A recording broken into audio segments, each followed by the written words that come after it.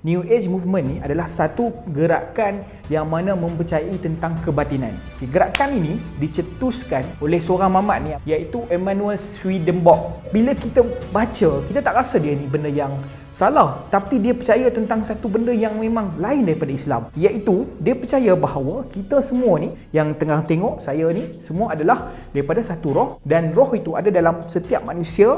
Roh itu adalah Tuhan juga. Jadi bila mati, dia akan bersatu dengan Tuhan. Dia percaya konsep pluralisme yang mana semua agama adalah sama. Dan tokoh dia paling tekankan tentang istilah tiada agama lebih tinggi daripada kebenaran. Kenapa dia jadi macam ni? Sebenarnya New Age Movement ni, dia ambil unsur-unsur daripada falsafah Yunani, Hinduism, Buddhism dan sebagainya. Contoh macam yoga, meditasi. Itu semua itu adalah perjalanan untuk ke arah New Age Movement ni. Macam mana New Age Movement ni masuk kat Malaysia adalah dia masuk dalam kalangan para motivator pada tahun 2000 lebih macam tu. Dia menggunakan konsep-konsep positif, negatif dan law of attraction. Law of attraction ni sangat bahaya sebenarnya. Kalau kita nampak macam paling mudah sekali, dia kata kita kena berfikiran positif dan apa yang jadi adalah positif. Nampak macam tak ada apa-apa pun kaitan dengan ni kan, tak ada kaitan dengan agama apa semua kan. Tapi sebenarnya kalau kita baca teliti balik, law of attraction ni adalah maksudnya kita kena sentiasa berfikiran positif, dan bila kita fikiran positif, kita akan menarik unsur-unsur positif dari alam ini untuk bergabung dan menjadi benda tu positif. Bila kita fikiran negatif, kita menarik unsur-unsur negatif. Itu nama attraction tu.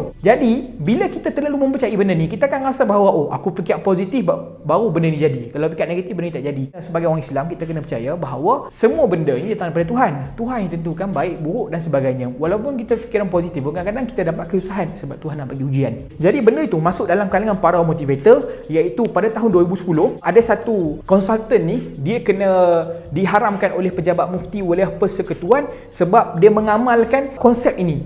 Jadi itu salah satu teguran daripada pejabat agama kepada golongan motivator ini. Ada seorang influencer. Seorang influencer ni dia ada promote dekat dia punya media sosial. Dia cakap macam ni, kalau kita rasa susah, rasa gundah gulana dekat hati, kita cuba buka Quran dekat muka surat mana yang kita buka dulu, lepas tu kita baca ayat tu dan kita amalkan. Benda ni sebenarnya salah, tak ada dalih nak kena buat benda ni pun. Quran ni kita bukan boleh ambil direct macam tu. Ambil Quran, kita buka makna dia, kita baca dan kita tafsir sini, tak boleh.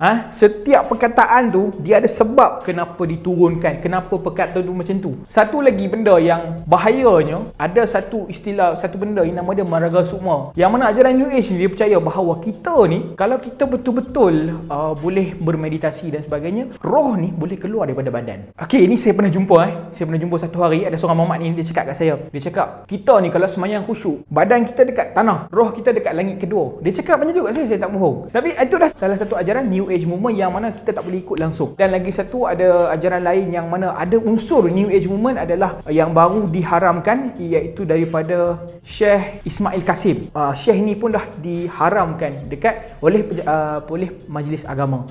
Dia ada ajak satu zikir ni, zikir yang tak nilah sangat kontroversi. Sebenarnya tak salah kita nak dengar ceramah motivasi apa semua. Kadang-kadang saya pun bagi kat motivasi, tapi kat kawan lah, bukan kat orang. Tapi kita kena ingat apa yang dia ajar tu kan. Kalau dia masuk elemen-elemen New Age Movement yang saya sebutkan tadi tu, anda harus berhati-hati. Sebab kadang-kadang mereka pun tidak sedar yang mana mereka ini mengajar benda tu. Dalam Al-Quran, surah Al-Baqarah 42 ada sebut, dan janganlah kamu mencampur adukkan antara kebenaran dan kebatilan, dan janganlah kamu menyembunyikan kebenaran padahal kamu mengetahuinya. Kalau kita nak belajar agama, kita kena datuk guru yang pertama, dan kita kena pastikan apa yang kita belajar tu berdasarkan daripada sumber yang ada daripada nas-nas Al-Quran ataupun Sunnah, agar kita tak salah belajar daripada rekaan-rekaan manusia.